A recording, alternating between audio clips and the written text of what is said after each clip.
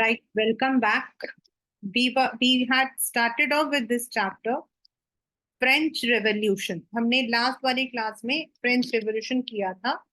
And in the last class, I had done how this revolution had started. ये revolution कैसे start हुआ था? The very first we had read about the incident at Paris. Paris के अंदर जो आपका fortress है BECIL, that was attacked. Then we also read about the social division of the society in French during the 18th century. That is first estate, second estate, and third estate. They were divided on the privileges of their birth. फिर हमने पढ़ा that what was subsistence causes, what was the political division where the king had the absolute power, the formation of a state general, and then the estate general, third estate, formed themselves into the National Assembly and framed a constitution which started with Declaration of the Rights of Man and Citizen. Now we are moving towards the next one, that is France abolishes the monarchy and becomes a republic. तो अभी जो हमने पढ़ा था, जो अभी तक हमने पढ़ा था, वो ये था कि France had become a constitutional monarchy, जहां पर the king had the absolute power, but the people who worked under him were elected. अब हम पढ़ेंगे कि वो जो कॉन्स्टिट्यूशनल मोनार्की था वो बिल्कुल खत्म हो गया. And what was the reason behind it? The reason was the king secretly had joined hands with some of the other people. उसने जो है बाकी लोगों के साथ हाथ मिला लिया था जिससे कि वो अपने पावर को पूरा पा सके. But ultimately it led to his execution and ultimately France became a republic, but that was a short period. The situation in France continued to be tense during the following years. Although Louis XVI had signed the constitution, उसने जो है constitution को sign तो कर लिया था, he entered into secret negotiations with the king of Prussia. Rulers of other neighboring countries too were worried about the development in France and made plans to send troops to put down the events that were taking place in 1789. तो उसने जो है राजा मतलब कि Prussia is today's Germany. He had joined this hands, plus जो बाकी लोग थे, मतलब बाकी जो कंट्रीज के लोग थे, they also wanted, वो लोग भी चाहते थे कि ऐसे इंसिडेंट्स ना हो. Before this could happen, National Assembly voted in 1792 to declare the war against Prussia and Austria.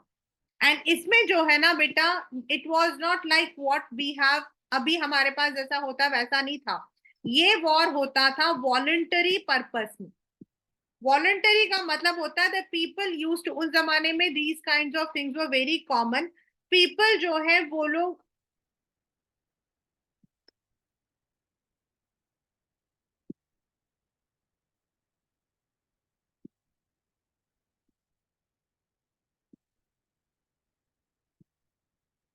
जो लोग जो होते थे, they used to join the war themselves. वो लोग खुद ही ज्वाइन करते थे. Even in India such kind of what we call as forced recruitment जो है दैट वाज देयर.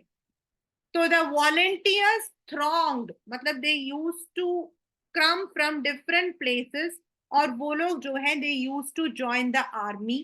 एंड इसमें क्या हुआ, द आर्मी मतलब जो पीपल, कॉमन पीपल एक तरफ, किंग, एरिस्टोक्रेट्स जो दूसरे राजा थे, they were all on the other side, and they used to sing the patriotic song Marseillaise. ये आपके पेपर का क्वेश्चन है. Marseillaise is also one of the area. ये एक एरिया भी है, वो मैप का भी क्वेश्चन है. They used to march into Paris and so got its name. Now it is the national anthem of France. This is one of the very, very important map question, map में तो 100% है। And Marseillaise is the national anthem and they used to, मतलब उस वक्त में they used to sing it as a patriotic song. जैसे हमारे यहाँ वंदे मातरम, ये सब पहले जो है, they were all patriotic songs.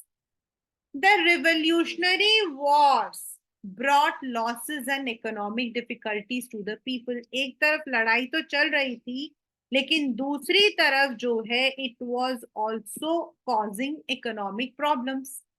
Men were fighting at the front, women were left to earn and look after the family। And इनको लग रहा था कि large section of the population were convinced the revolution had to be carried, because जो पहला constitution था, that gave right only to the active citizens, it gave rights only to the richer sections। So they wanted कि everyone should get the rights, और इसीलिए कई political clubs जो है वो आपके फॉर्म हुए थे, और उनमें से एक बहुत इंपॉर्टेंट पॉलिटिकल क्लब था, वो था आपका जैकोबिन्स। आपके पेपर के अंदर जैकोबिन्स को एक्सप्लेन करने के लिए क्वेश्चन आता है। Jacobins got its name from the convent of, कॉन्वेंटेट इज द मतलब कि जो चर्च है सेंट जैकब, उससे इसको नाम मिला था। इनमें the women too were also the members, and you will find out about them। The members of the Jacobin club mainly to the, मतलब normally जो ये होते थे, they used to be the small shopkeepers, artisans, shoemaker, pastry maker, watchmaker, printer, मतलब बिल्कुल जो गरीब लोग होते थे वही इसमें ज्वाइन करते थे। और इनके जो कपड़े हैं, this is a pictorial question, इनके जो कपड़े होते थे वो बिल्कुल अलग होते थे। उनका लीडर था मैक्समिलन रॉबेस्पियर। इनमें दे यूज टू वियर, अगर आप देखो तो लंबे लंबे स्ट्राइप्स हैं, तो they used to wear the long stripe trousers, जैसे डॉक वर्कर्स नॉर्मली ऐसे पहनते थे, तो ये पहनते थे। And they did not want themselves to be like the fashionable sections, इसीलिए ये लोग नी ब्रीचेस, अगर आप देखो तो थोड़ा ऊपर की तरफ देखो, यहाँ से ये ऐसा कर देखो। The men use to wear the caps, the women were not allowed to wear the caps। तो women थे उनको caps नहीं पहनाया जाता था, but जो men होते थे उनको पहनाया जाता था। And when you are explaining this, you need to explain all of them। ये सब चीजें आपको जो है करनी है in your exam। It was a way of proclaiming the end of power wielded by the wearers of knee breeches। Those Jacobins came to be known as sans का मतलब होता है without, sans का मतलब होता है without culottes, literally means without knee breeches। Sans culotte men wore addition to red cap that symbolized liberty, women were not allowed to wear। So आपको when you are going to मतलब कि explain, आपको ये सब कुछ करना है। In the summer of 1792, Jacobins planned an insurrection of large number of Parisians who were angered by the short supplies and high prices of food। On the morning of August 10, they stormed the palace of Tuileries। अब यहाँ देखो, पहले हमारा आया था बैसिल्स, जहां उन लोगों ने खून खराबा किया था, एंड दे सोल्ड दैट, मतलब कि जो उसके मॉन्यूमेंट्स के जो टुकड़े थे, दैट वाज सोल्ड। ये वो एरिया है जहां पर राजा के गार्ड्स वगैरह को मारकर राजा को बंदी बनाया गया था। They massacred the king's guard and held the king himself as hostage for several hours। Later, the assembly voted to imprison the royal family। Elections were held, और उसके बाद universal adult franchise, that is regardless of wealth, everyone got the voting rights। The newly elected assembly was called as convention। याद रखना। On 21st September 1792, They abolished the monarchy and France became a complete republic. यानी कि where the people would be electing the government including the head. पहले क्या था? It was a monarchy. पहले वो monarchy था, but now it became republic. There is no hereditary monarchy. अब कोई भी hereditary monarchy नहीं होगा. And that is same जैसा हमारे यहाँ पर right now we have the similar kind, but it was not a what you call as success in France. उस वक्त में it was not a success. Why? We would read it. Louis XVI was sentenced to death by a court on the charge of treason. Treason का मतलब होता है मक्कारी, धोखाधड़ी. And वो और उसकी जो वाइफ है, दोनों को जो है they were executed publicly at Place de Concorde. मतलब वहां पर उसको पब्लिकली उनको मार दिया गया. 10 जो लुइस 16 था वो तो चला गया. Bourbon dynasty was at that time dissolved and France became the Republic and Maximilian Robespierre जो था he became the ruler of France. ये वाला जो अब पढ़ने वाले हैं, this is a 5 marker question and you can say a short question from this chapter. इस chapter से reign of terror 100% आता है और अलग अलग तरीके से आता है.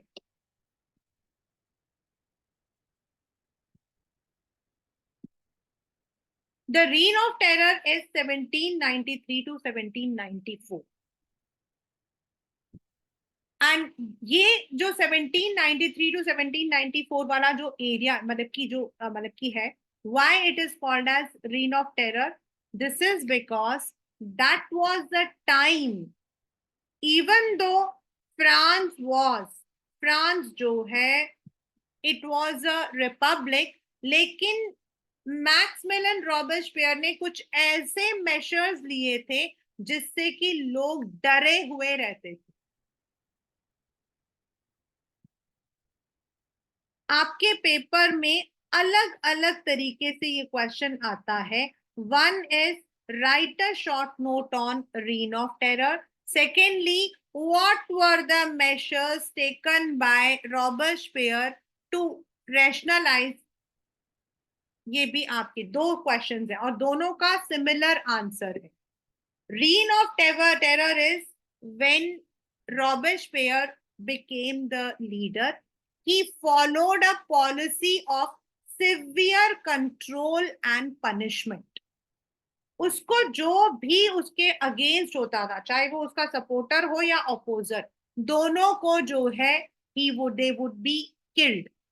All those whom he saw as being enemies of republic, चाहे वो ex nobles, clergy, other political parties और even members of his own party, जो उसके मेथड को एग्री नहीं करते थे, they were arrested, imprisoned, फिर एक रिवोल्यूशनरी ट्रिब्यूनल कोर्ट के अंदर उनको जो है पेश किया जाता था.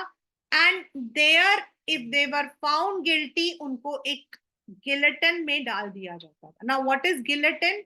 1 marker question.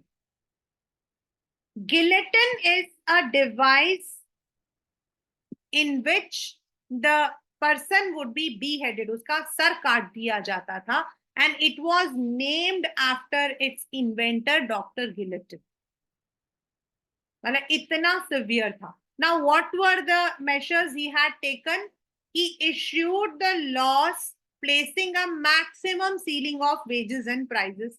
मतलब इससे ज्यादा आप जो हो वेजेस नहीं दे सकते हो. Meat and bread were ration. Ration मतलब राशन की दुकान में जाकर आप मीट और ब्रेड खरीदोगे. अब आपको राशन की दुकान में खरीदने में क्या प्रॉब्लम है? It would be limited. अब आपके घर में सोचो, इफ यू आर हैविंग से 4 मेंबर्स, कोई 4 रोटी खाता है, कोई 5 खाता है, कोई 3 खाता है. Now if it is ration की भाई आपको इससे ज्यादा नहीं खाना है, तो what will happen? So it is very important कि आपका राशन होना जरूरी है. Even in India ration is there, but ration is a is an option. जो लोग बाहर से खरीद नहीं सकते, they go for, and ration के अंदर there is a limitation. You don't get, if you want, आपको आपके घर में आज मेहमान आ रहा है and today you need more grains, you will not get. And meat और bread तो आपका staple food होता है. Peasants were forced to transport their grains to the city and sell at fixed price by the government. और जो government जो है जिस प्राइस को बोलती थी उसी में वो लोग बेच सकते थे. They could not sell it in the open market. वो अपनी मर्जी से कहीं और नहीं बेच सकते थे. The use of more expensive white floor was forbidden. मतलब जैसे आजकल तो it has become a black floor और ब्लैक ब्रेड, ब्लैक उसका नाम क्या, राइस वगैरह तो कॉमन है. बट उस जमाने में जो आपके व्हाइट ब्रेड होते थे which was made by the pure flour, वो सब लोग नहीं खा सकते. That could be only eaten by the rich people. A loaf made of whole wheat.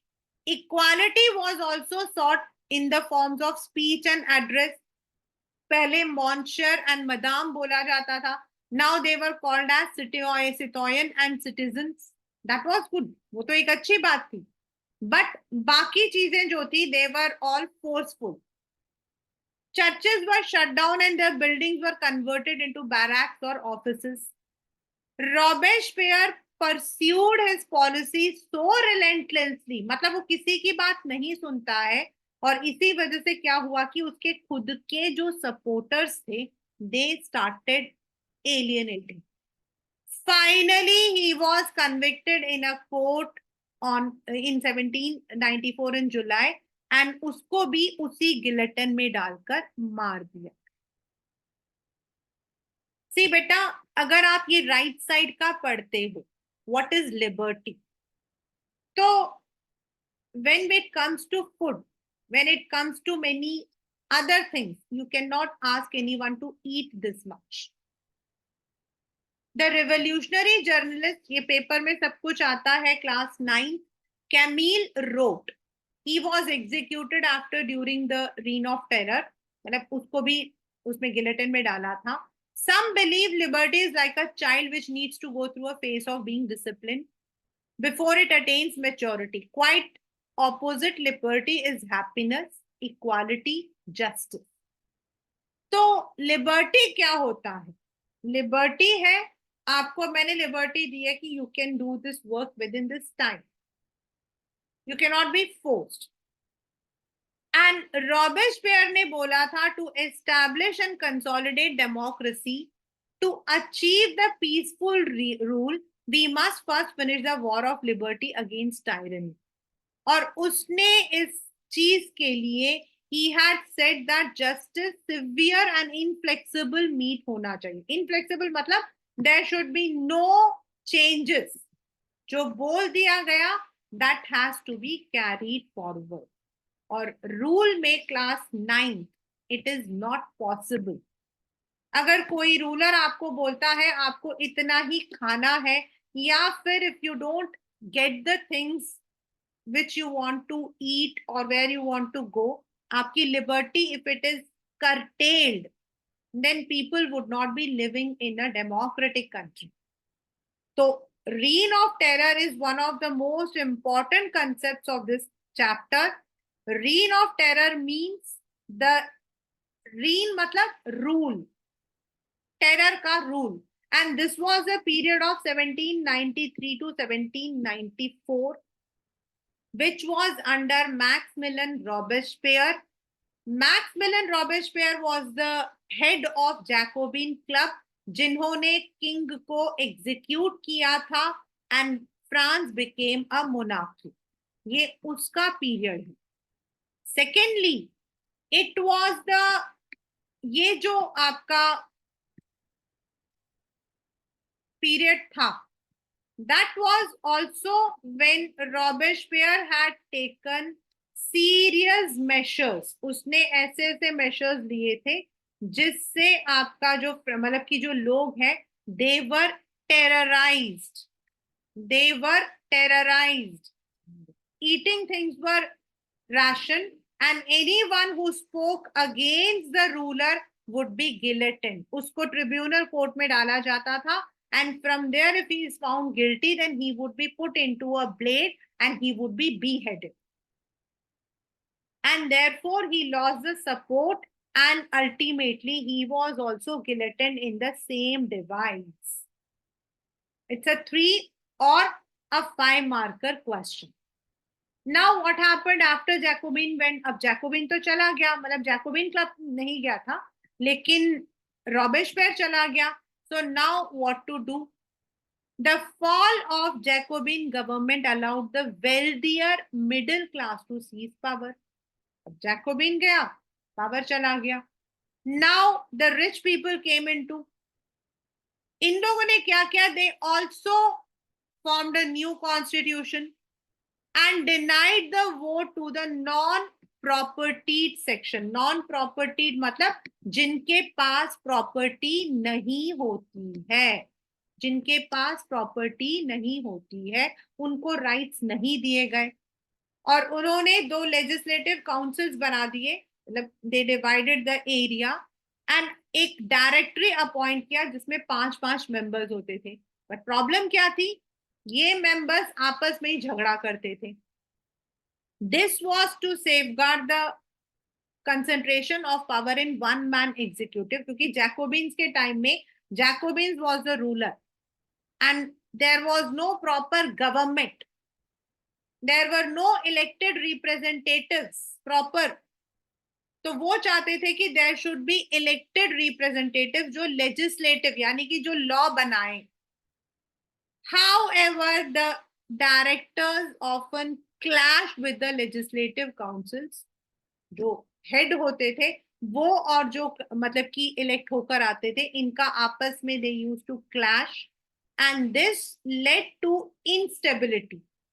अब डायरेक्टरी कैसी थी? डायरेक्टरी थी जिसमें एग्जीक्यूटिव्स होते थे, जो लोग लेजिस्लेटिव असेंबली जो है उसके थ्रू आते थे, और इनके ऊपर जो है वेल्दियर सेक्शंस होते थे. But these people often had the clashes and this led to instability, and this was the reason the military dictator Napoleon Bonaparte got the power on France. आपके पेपर के अंदर नेपोलियन बोनापार्टे के ऊपर right a short note, मतलब कि उसका civil code 1804. This is there in your 9th standard, this is there in your 10th standard as well. Board में भी ये क्वेश्चन आता है. नाउ ये जो नेपोलियन बोनापार्टे था, he was actually a military dictator, but he had given lots of improvement in France. उसने France में काफी इंप्रूवमेंट किया था. बट द प्रॉब्लम जो था नेपोलियन बोनापार्टे का वो ये था कि he used to, जो फ्रांस के आसपास के जो इलाके होते थे, इवन उनमें भी he wanted the power of France. वो फ्रांस का उसको हिस्सा बनाना चाहता था. And therefore he started annexing those area, मतलब उन एरियाज को फ्रांस का हिस्सा बनाने लगा और अपनी ही फैमिली मेंबर्स को वहां पर रखता था. इसकी वजह से जो यूरोप के अंदर बाकी जो रूलर्स थे, they became aggressive and they waged a war, which is the Battle of Waterloo.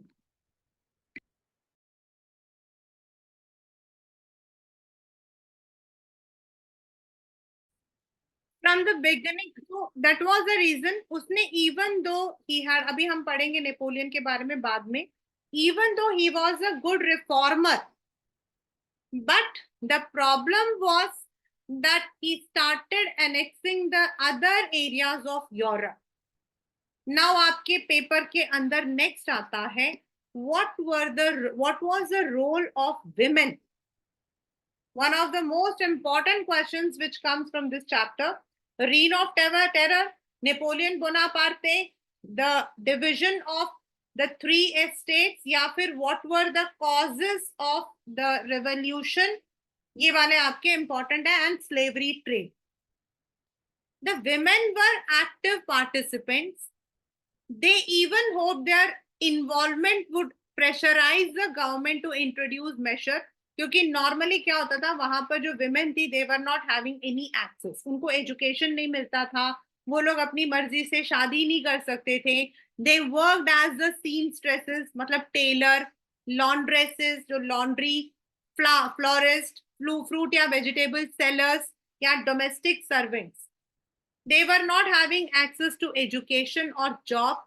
सिर्फ जो नोबल्स की वाइफ हो, मतलब बेटियां होती थी, they used to go to the मतलब की स्कूल्स, उनको मतलब की एजुकेशन मिलता था। And even they used to have the marriage in the equal way. Working women also had to care for their family, अपने घर में खाना बनाना, बर्तन धोना, सब कुछ करना होता था, और उनके वेजेस कम होते थे, विच इज वर्ल्ड वाइड। तो the women also started their political clubs. Around 60 clubs were there. उनमें से एक था Society of Revolutionary and Republic Women, which was very famous. One important question also which comes is write a short note on Olympia de Gauche. अभी आप पढ़ोगे ये रहा. This is the one. And their main demands were to enjoy the same rights as men. उन्होंने भी एक अपना constitution जो है एक मतलब कि डिक्लेरेशन बनाया था, बिकॉज उनके लिए कोई राइट्स नहीं थे। They also wanted the right to vote, they also wanted to represent, वो लोग भी इलेक्शन में खड़ा होना चाहते थे। तो जो रिवॉल्यूशनरी गवर्नमेंट स्टार्टिंग में थी, उन्होंने तो कुछ लॉ बनाए थे, लाइक स्कूल्स बनाए थे, स्कूलिंग कंपलसरी किया था, देन मैरिज को फोर्सेबल नहीं होगा, डाइवर्स को लीगलाइज किया था, they were getting the training.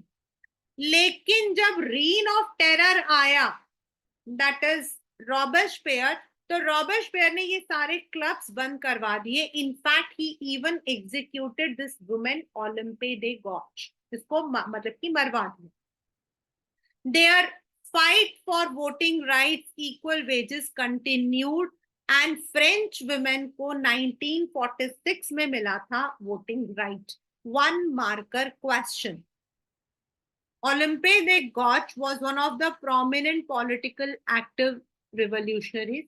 She protested against the constitution.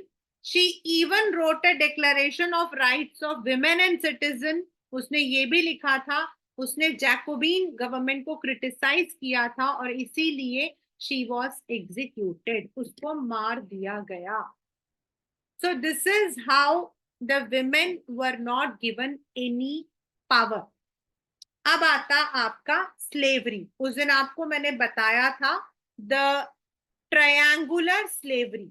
This is called as write a short note on triangular slavery. And second thing, this also comes in the map. ये map में भी आता है। इसके दो areas आपके नैंटिस and बॉर्डियोज जो है, that comes in the map. One of the most revolutionary social reforms of Jacobin was abolition of slavery. ये एक अच्छा काम किया था, और ये आपके थे कैरिबियन आइलैंड्स। कैरिबियन आइलैंड्स कौन से हैं? लैटिन अमेरिका के जो एरियाज जिनको आज हम लोग वेस्ट इंडीज के नाम से जानते हैं। They were the important suppliers of tobacco, indigo. Indigo होता है क्लास 9 नील, जो कपड़ों में जो नील होता है उसका जो पौधा होता है, शुगर एंड कॉफी। लेकिन प्रॉब्लम क्या थी, ये कैसे, I told you that how it was a triangular slave. Europe आपका जो है इधर था, इफ यू सी, मतलब यूरोप यहाँ पर था, एंड इनकी जो कॉलोनीज थी they were somewhere in America. तो now they did not want to go over there and work, क्योंकि ये एरिया इतना अच्छा नहीं था। इसका उन्होंने एक तोड़ निकाला। दे द मर्चेंट्स जो है, they used to go to Africa, वहां से they would buy the slaves, they would take them to this area, और यहाँ पर इनको जबरदस्ती रख देते थे। So if you see, it forms like a triangle, so it is called as a triangular slave trade. इसीलिए इसको हम ट्रायंगुलर स्लेव ट्रेड कहते हैं। The reluctance of Europeans to go and work in distant and unfamiliar land means shortage of labor. So this was met by a triangular slave between Europe, Africa, and America. The slave trade began in the 17th century.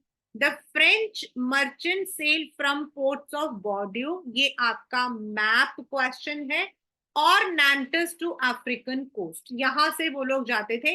In fact इनके जाने की वजह से ये जो area है, this became wealthy, rich हो गया था. आपके मैप में इसका यही हिंट है.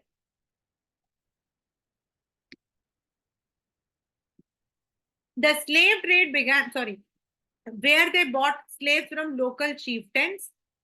Branded, उनके नाम होते थे. Shackled, उनको बांध दिया जाता था. The slaves were packed tightly into ship for a 3 long-month voyage to Atlanta to the Caribbean. वहां से इनको कैरिबियन आइलैंड में छोड़ दिया जाता था. वहां प्लांटेशन ओनर्स को ये लोग बेच दिया जाता था, जहां स्लेव्स को मतलब कि एक्सप्लॉइट किया जाता था. अब उनके पास तो वो तो स्लेव्स थे, उनके पास तो पैसे होते नहीं थे. Even there are many people in 10th standard you will be studying about these people, जो वहां पे वीके नायडू, ये ऐसे मतलब कि they were some of the cricketers जिनके एंसेस्टर्स इन्हीं स्लेव ट्रेड के थ्रू यहाँ पे गए थे. देयर आर मेनी पीपल, अगर आप देखो तो they look more like the African. This is because इनके ancestors were ported to this area. The exploitation of slave trade made it possible to meet the growing demand of sugar, coffee, and indigo. Port cities like Bordeaux and Nantes owned their economic prosperity to this trade, क्योंकि उससे उनका सामान आता जाता था. This is your map question. एक मार्शलिस है, Paris है, बॉर्डियो है, and नैंटिस. These are the map questions. Throughout the 18th century, there was little criticism. कोई कुछ नहीं बोलता था. The National Assembly held long debates कि क्या मतलब कि जो लोग कॉलोनीज में रहते हैं, मतलब जो स्लेव्स हैं, उनको देना चाहिए. But they did not pass any law, क्योंकि उनको लगता था जो बिजनेसमैन हैं, जो उनको they are those who are giving them the taxes, वो लोग नाराज हो जाएंगे. But in convention, that is Jacobin club, उसने जो है फ्री किया था दीज मतलब की स्लेव्स को. बट फिर नेपोलियन जब आया तो he reintroduce the slavery. The plantation workers understood their freedom as including the right to enslave African negroes. अब हम लोग नीग्रो वर्ड यूज नहीं कर सकते, it is a derogatory term. And ultimately 1848 में जाकर ही ये स्लेव ट्रेड जो है वो खत्म हुआ था. तो बच्चा, अगर आपके पेपर के अंदर ट्रायंगुलर स्लेव ट्रेड आएगा तो then you have to write that जो आपके स्लेव्स थे, they were brought from this, they were bought from the African areas, then they were sold to the plantation owners in Caribbean island. They were packed, they were shackled in the ship, and वहां पर इनको छोड़ दिया गया. And 1848 was the period when these people got the freedom. But उसके बाद maximum people जो हैं, they stayed over there, they couldn't come. Now they are settled over there. Now we call them as West Indies. So this is how slave trade flourished. National Assembly चाहती थी, लेकिन उस वक्त में active और passive citizens होते थे, तो वो एक्टिव सिटीजन्स को नाराज नहीं करना चाहते. बाद में रॉबेस्पियर ने हटा तो दिया था, लेकिन फिर नेपोलियन हैड री इंट्रोड्यूस, और उसके बाद it was abolished in 1848. And जो विमेन को राइट्स मिले थे वो 1940. ठीक है, please do learn these properly. So now, can politics change the clothes people wear, the language they speak, or the books they read? There were many changes. मतलब there were many things जिसमें हम लोग बोलते हैं ideas of liberty, equality. One important law that came into effect after the storming of Bastille was abolition of censorship. Now what is censorship? Censorship किसको कहते हैं? हमारे यहाँ पर भी है.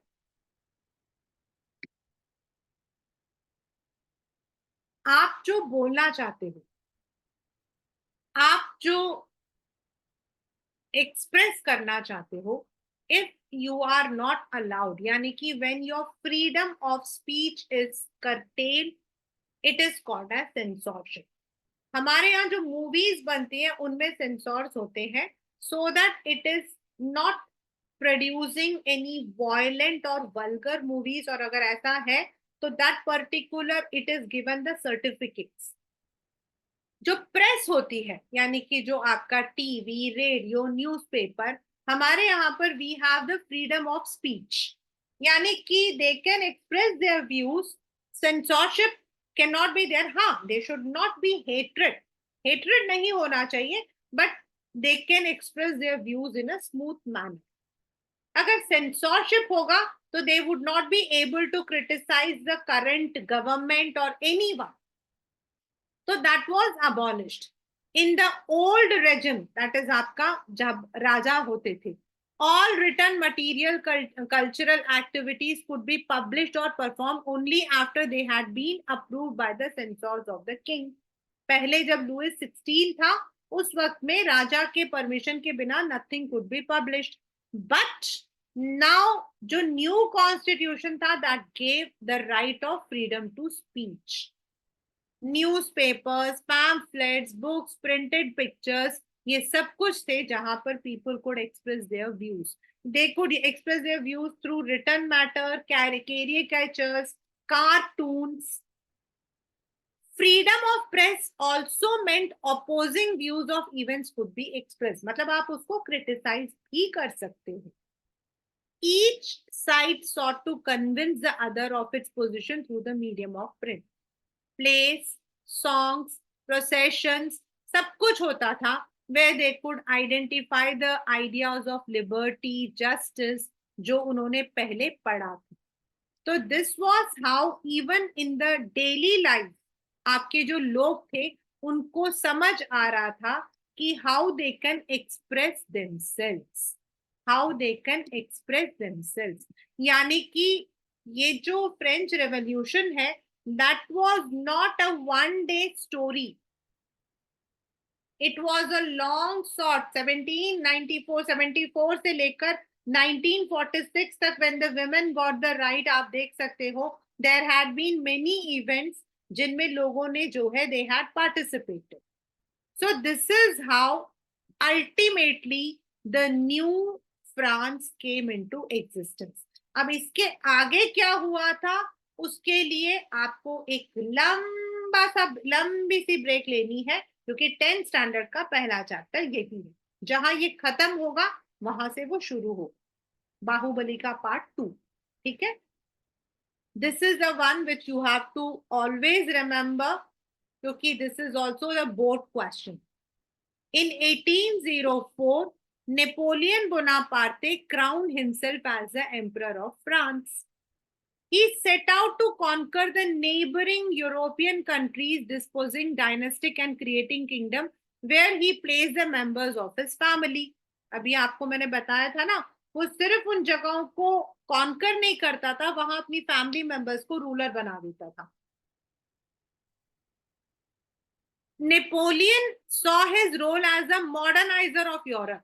He introduced many law, जैसे उसने प्राइवेट प्रॉपर्टी को प्रोटेक्ट करना, uniform system of weights and measures. पहले क्या होता था यूरोप में, अगर आप एक जगह से दूसरी जगह पर जाते हो और अलग अलग सामान बेचते, मतलब आप सामान बेचते हो, तो यू हैड, उनमें जो मेजर्स होते थे, कहीं पर 1 मीटर 55 सेंटीमीटर होता था, तो कहीं पर मतलब 50 होता। एल कपड़े का जो मेजर होता। He bought a uniform system. उस वक्त में वहां पर different types of currencies use होती थी, उसने उसको रिड्यूस करके 2 करेंसी किए थे। He also provided the decimal system। उसने एडमिनिस्ट्रेशन, ट्रांसपोर्ट, कम्युनिकेशन, इन सब में काफी चेंजेस किए थे। बिजनेसमैन के लिए ही हैड गॉट, मतलब उसने जो है काफी चीजें इंट्रोड्यूस की थी। देन ही, जो फ्यूडल सिस्टम होता था जहां पर आपके जो रिच होते थे देवा, उसको हटाया था। Initially, many people saw him as a liberator who would bring freedom, but soon his armies came to be viewed everywhere as an invading. पहले पहले तो लोगों को लगा he is a modernizer, but धीरे धीरे जिस तरीके से वो कर रहा था, धीरे धीरे सबको कॉन्कर कर रहा था, he became a threat. He was, and इसीलिए जो आपके यूरोपियन सुपर पावर्स थे, दे ऑल, मतलब कि उन लोगों ने अपना एक ग्रुप बनाया एंड नेपोलियन के खिलाफ जो है they had started off the war. और ये जो जितना लिखा हुआ है class 9, it is called as Napoleonic code 1804 और civil code 1804. This question is there in 9th standard, this question is in 10th standard. And he was finally defeated in Waterloo.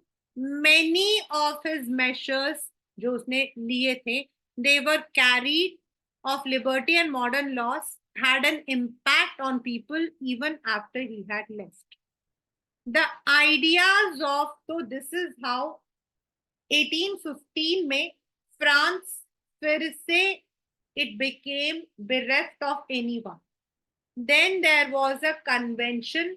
Austria के जो ड्यूक थे Metternich, chancellor, vice chancellor, उन्होंने meeting बुलाई थी of all the European countries and there was a treaty which was signed in 1815. उसके बाद जो measures हुए थे वो हम लोग 10th में पढ़े. The ideas of liberty and democratic rights were the most important legacy of French Revolution. हम फ्रेंच रेवोल्यूशन इसलिए नहीं पढ़ते क्योंकि हमें नेपोलियन के बारे में पढ़ना है.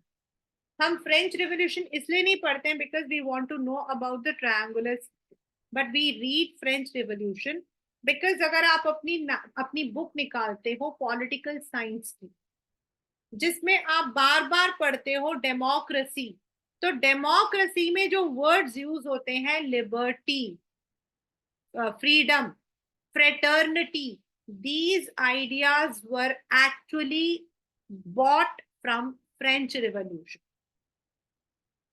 फ्रांस ने इसको अपने, मतलब कि they had used it in their own constitution and later on the countries had adopted them.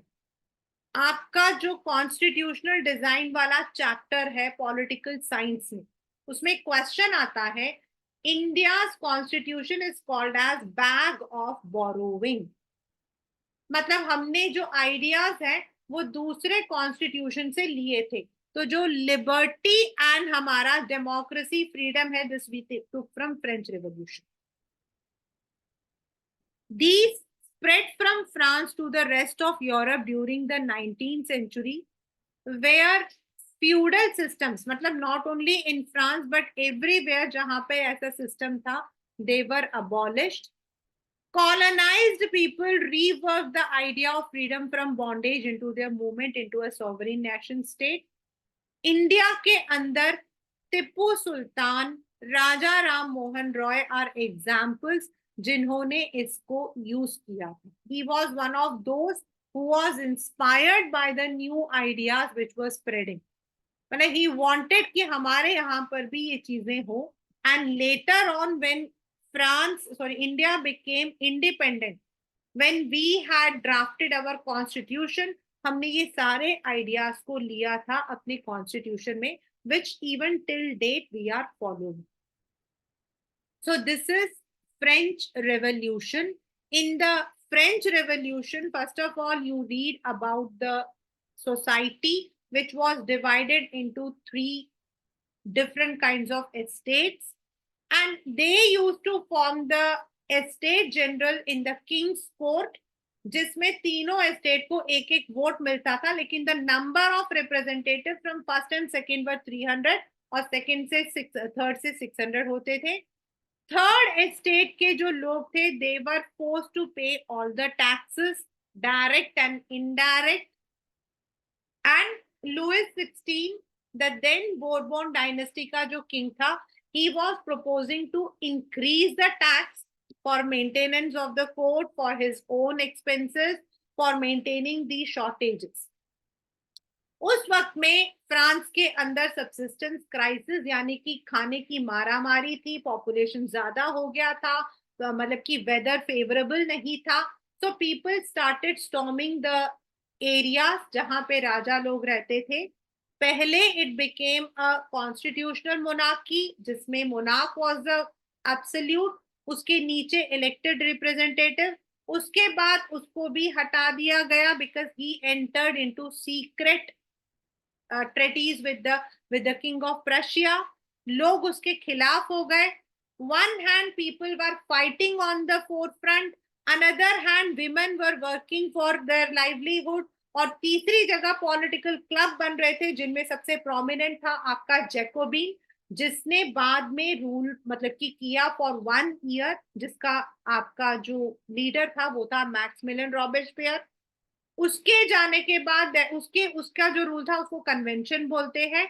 उसके बाद एक शॉर्ट रूल आया डायरेक्टरी का जिसमें 5 मेंबर्स थे who used to work under the directory, but they used to fight with each other and this led way to Napoleon Bonaparte. Napoleon Bonaparte ने 1804 code डाला था, बट उसने स्लोली स्लोली ही started conquering other parts of Europe, इसीलिए European kings were against him and he was defeated in Waterloo. Then we read about the women's right. They did not have any right. They formed the political club. They also protested. Ultimately, they got it only in 1940. Then we read about the slavery trade, which was prevalent. And then how in the daily life people used to relate themselves to this revolution. And ultimately, how France जो है, it came out from all of these problems. That is आपका French revolution. अब अगर आप इसमें questions देखो, describe the circumstances, then which group of मतलब कि French society benefited from the revolution, that is आपका जो रिच वाले थे। Describe the legacy of French to for the people of world during 19, मतलब उन्होंने क्या क्या चीज दिए थे, the ideas of liberty, freedom. Draw up a list of democratic rights we enjoy whose origin could be traced to French Revolution. Already आपको मैं बता चुकी हूँ कि यहीं से हमारे democratic politics में ये चीजें आई थी। Then how would you explain the rise of Napoleon? This is one, write a short note on Napoleon Bonaparte. This is one which also comes in your boards. That is his मतलब कि वो कैसे बना राजा and how मतलब how he became the leader and what were the measures he had taken. So that is all in the chapter French Revolution along with your NCERT.